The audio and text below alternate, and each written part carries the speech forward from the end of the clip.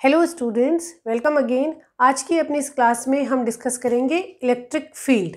Okay, हमने दो charge particle के बीच में फोर्स का जो फिनोमेना था वो अपने प्रीवियस वीडियो में डिस्कस कर लिया है। अगर फ्री स्पेस में आपने दो चार्ज पार्टिकल रखे हैं तो उनके बीच में क्या फोर्स अप्लाई होगा और उसको आप कैसे कैलकुलेट करेंगे गिवन कोऑर्डिनेट सिस्टम पे। ठीक है, तो यहाँ पे फोर्स की एग्जिस्टेंस पढ़ने के बाद सेकेंड जो फिनोमेना एक पॉइंट चार्ज की वजह से या एक वॉल्यूम चार्ज या लाइन चार्ज जैसे भी एक चार्ज की वजह से जो सेकेंड फिनोमेना जनरेट होता है जिसे हम स्टडी करते हैं वो है इलेक्ट्रिक फील्ड। इलेक्ट्रिक फील्ड को अगर आप डिफाइन करेंगे तो इलेक्ट्रिक फील्ड की टेक्निकल डेफिनेशन जो आप एग्जाम में लिखेंगे that can be defined as a electric field is a force on a unit positive charge because of an another charge Q। Okay, अगर एक Q चार्ज है, उस Q चार्ज एग्जिस्ट करता है अगर एक Q चार्ज फ्री स्पेस में आपका, तो इस Q चार्ज की वजह से अगर आप यहाँ पे 1 कूलाम चार्ज प्लेस करें, इस 1 कूलाम चार्ज पे कितना फोर्स लग रहा है वो आप इलेक्ट्रिक फील्ड या इलेक्ट्रिक फील्ड इंटेंसिटी E से डिफाइन करेंगे। इसकी जो यूनिट है वो न्यूटन पर कूलाम हो सकती है बिकॉज फोर्स ऑन पर ऑन अ यूनिट चार्ज, तो force divided by charge is defined as a electric field intensity. और इसकी एक पॉपुलर जो यूनिट है वो वोल्ट पर मीटर भी है। जैसे इसकी सेकंड डेफिनेशन आएगी हम इस यूनिट को भी समझ पाएंगे। तो यहाँ पे आप देखने की कोशिश कीजिए कि अगर आपके पास एक Q1 चार्ज था और एक Q2 चार्ज था तो उन दोनों के बीच में कुछ फोर्स हमने पढ़ा था F12 force on charge particle 2 because of charge particle 1। Okay, अब अगर आप इस Q2 को 1 कूलाम फिक्स कर दें, 1 कूलाम प्लस 1 कूलाम फिक्स कर दें तो ये इस Q1 की वजह से इस डिस्टेंस पे, Q1 की वजह से R डिस्टेंस पे इलेक्ट्रिक फील्ड कहलाएगा। ओके, यहाँ पे आप देखें कि एक जो चार्ज है यहाँ पे इलेक्ट्रिक फील्ड जो है उसको चलिए फॉर्मूला से अगर हम डिफाइन करें तो F क्या था, F था आपका Q1 और Q2 चार्ज के बीच में आपने F कैसे कूलाम्स लॉ से कैसे डिफाइन किया था कि Q1 Q2 upon 4 pi epsilon not R square AR। Okay, दो चार्ज पार्टिकल Q1 और Q2 जो कि R डिस्टेंस पे है, ओके, उनके बीच में फोर्स आप इस तरह से डिफाइन कर रहे थे, न्यूटन। ओके, यहाँ पे जब ये Q2 आपका F, ओके, जब ये Q2 आपका 1 कूलाम हो जाएगा, Q1 and 1 coulomb plus 1 coulomb, तो आप उसे इलेक्ट्रिक फील्ड बोलते हैं, will be K Q1 upon 4 pi epsilon not R square AR। Okay, तो इलेक्ट्रिक फील्ड क्या हुआ, Q1 की वजह से 1 कूलाम पे फोर्स, इसे आप कैसे लिख सकते हैं, F बाय Q2, ऐसे भी लिखा ना आपने। इन दोनों के बीच में जितना फोर्स था उसमें से आपका जो अफेक्टेड कूलाम था, अफेक्टेड चार्ज था, उसको अगर आप पॉजिटिव यूनिट चार्ज से रिप्लेस करें तो उसे आप इलेक्ट्रिक फील्ड बोलेंगे। यहाँ देखिए, electric field E is a function of Q1 that is source charge and as well as distance।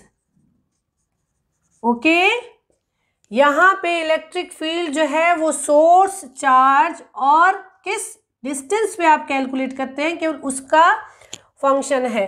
अगर आप, और ये किस तरह से होगा, 1 by epsilon not R square के इन्वर्सली प्रोपोर्शनल है। आप देखिए, अगर आपने यहाँ पे 5 प्लस 5 कूलाम रखा तो इलेक्ट्रिक फील्ड कुछ इस तरह से होगा। ठीक है, अगर आपने प्लस 20 कूलाम रखा इलेक्ट्रिक फील्ड कुछ हाई इंटेंसिटी का होगा, इसकी लाइंस ऐसे पास पास होगी।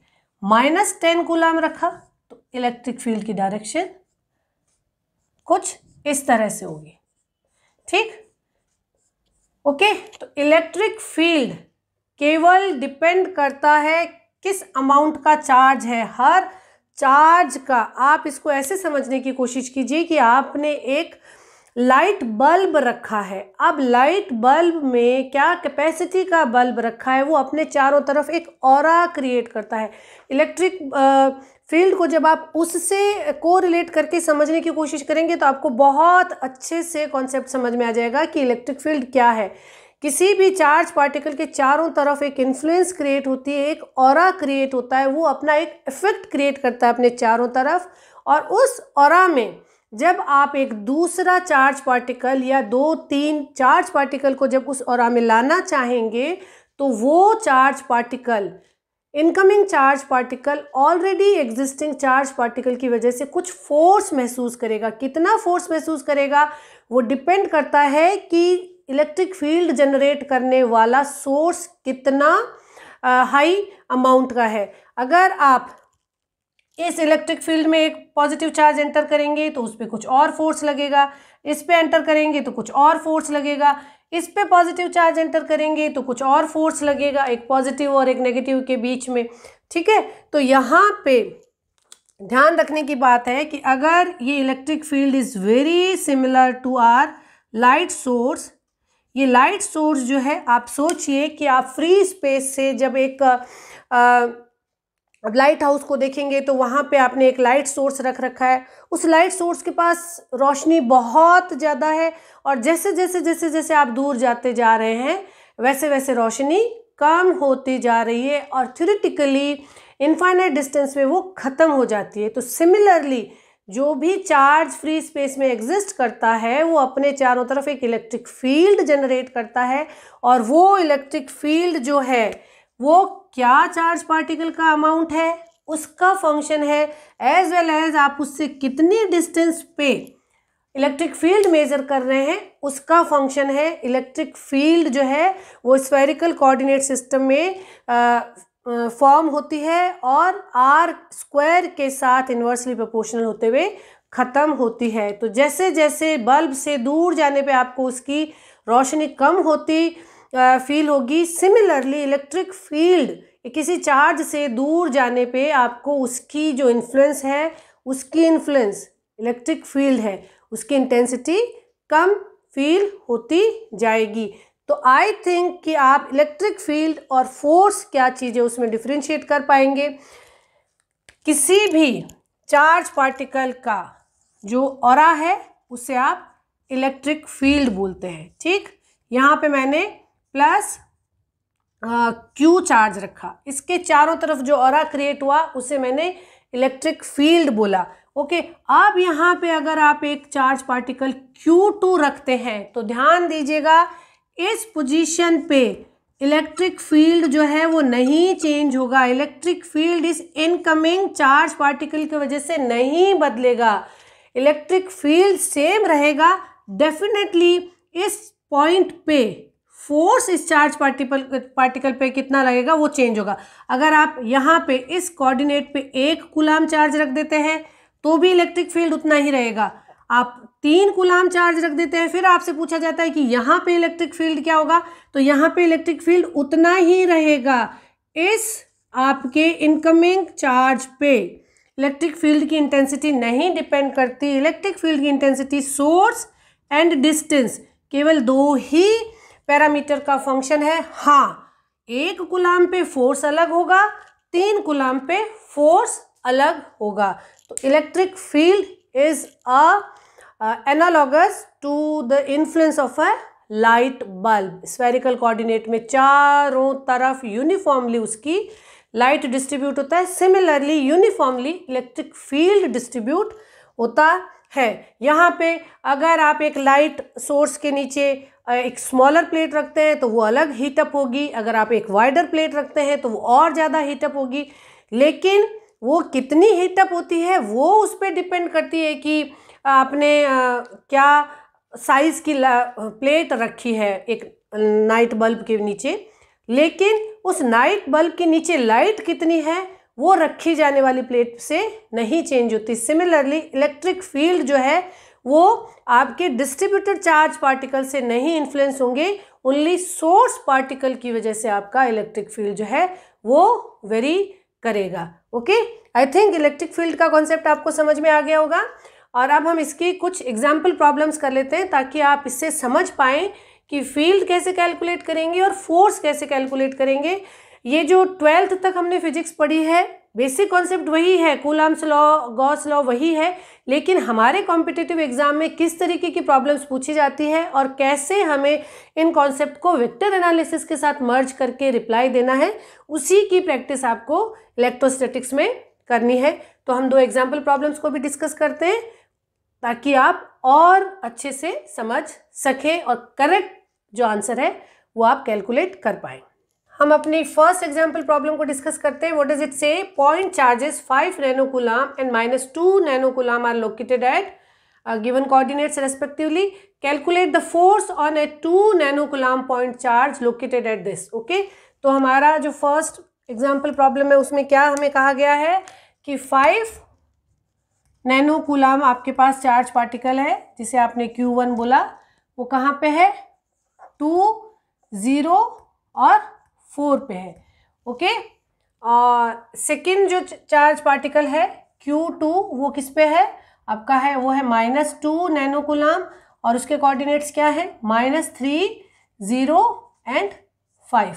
ओके, आपसे कहा गया है कि एक और चार्ज पार्टिकल है Q3, हम इसे मान लें 2 नैनोकूलम एट 1, -3 एंड 7। आपको इस पे फोर्स कैलकुलेट करना है। ओके, तो आपको सिंपली ये पहला इस पॉइंट से इस पॉइंट की तरफ इस Q1 की वजह से Q3 पे आप फोर्स निकालेंगे और आप उसे बोलेंगे F13। फिर आप दूसरा फोर्स वेक्टर क्वांटिटी कैलकुलेट करेंगे, उसे आप बोलेंगे F23 चार्ज, और उन दोनों के सम को आप टोटल फोर्स बोलेंगे। तो F will be sum of F13 plus F23। F3 पे जो सम है वो इनका वेक्टर सम होगा। F13 हम कैसे निकालेंगे? F13 will be K Q1 Q3 upon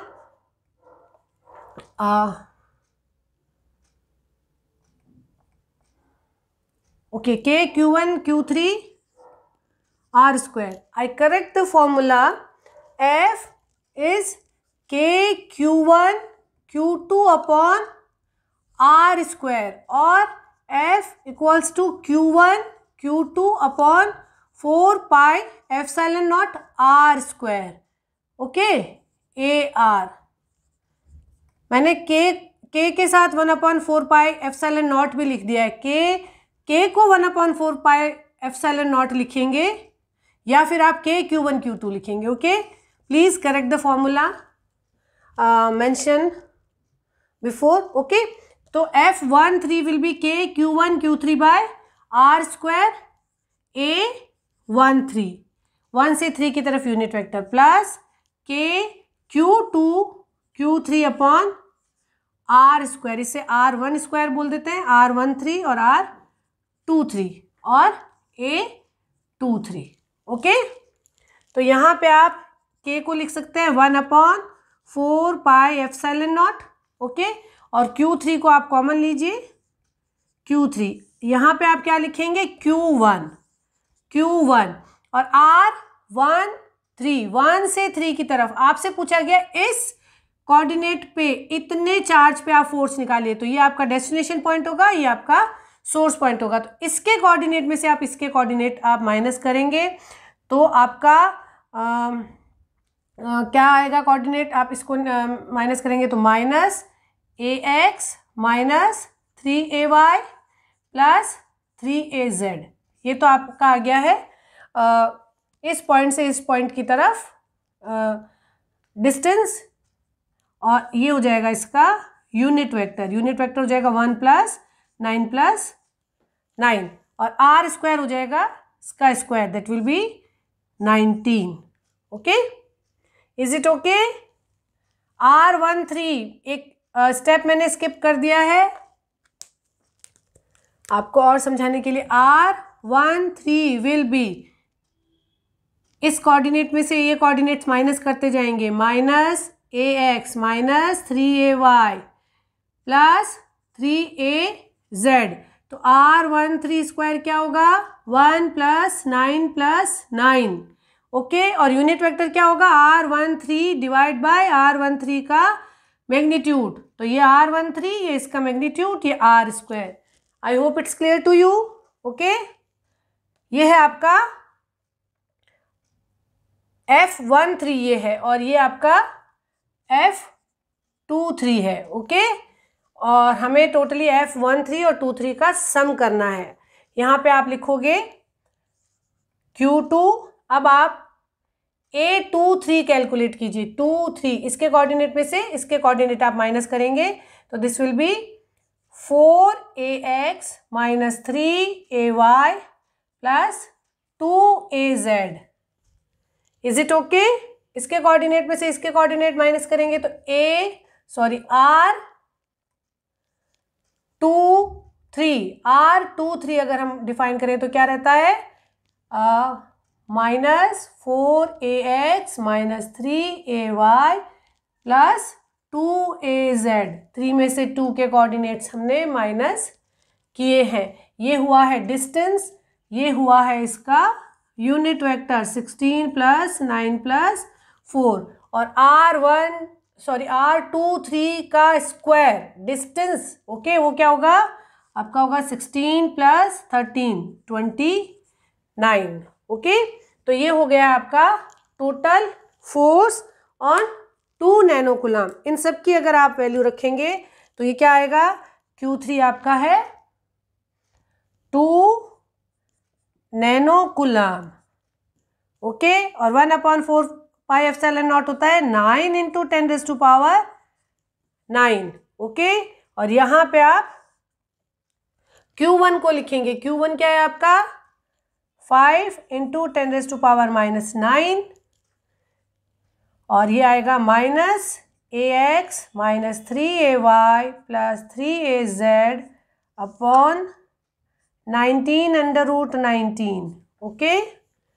plus आप इसको नैनो की फॉर्म में भी रख सकते हैं, तो आपका जो यूनिट है वो नैनो न्यूटन आ जाएगा, ठीक है। अभी के लिए इनको जैसे है उसी को एक्सपेंडेड फॉर्म में लिखते जाते हैं। ये है -2 × 10⁻⁹ Q2 इज -2 नैनो कूलम, और ये है आपका 4ax minus 3ay plus 2az, okay, divide by 29√29।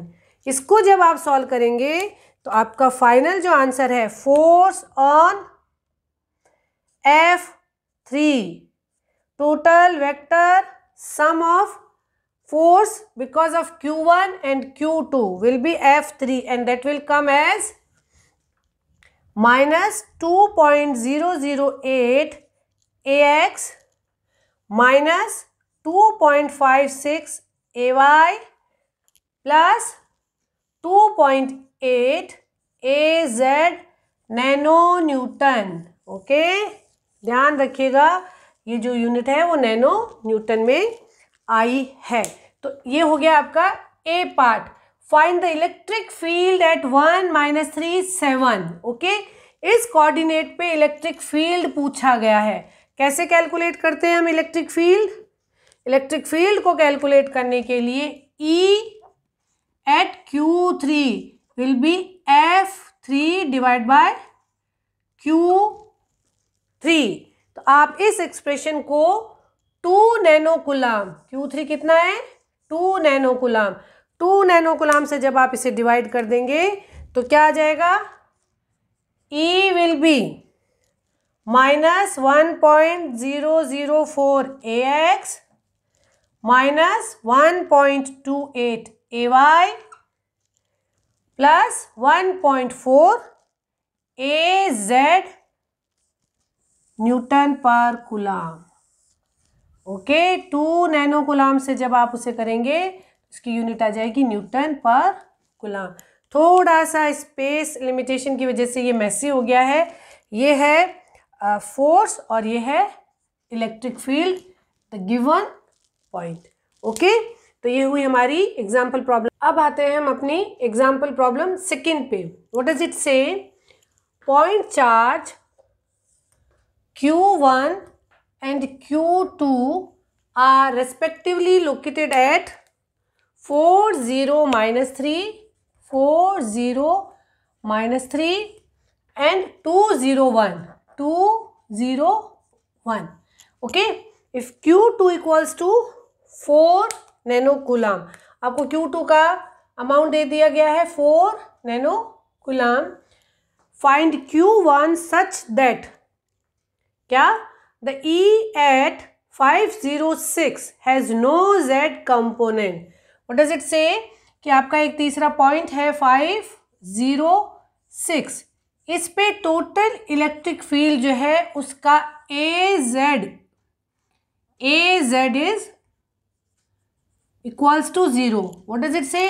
Has no Z component. Okay, इसका जब वेक्टर रिप्रेजेंटेशन होगा तो हम जिस तरह से लिखते हैं ना 3AX + 2AY + 1AZ, ये जो AZ का कंपोनेंट है ये 0 होना चाहिए।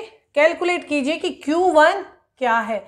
इस पॉइंट पे E का AZ 0 है तो ठीक। तो पहले तो आप इस पॉइंट की वजह से, और सिमिलरली जैसे हमने पिछले एग्जाम्पल में कंसिडर किया था, E will be sum of E13 plus E23।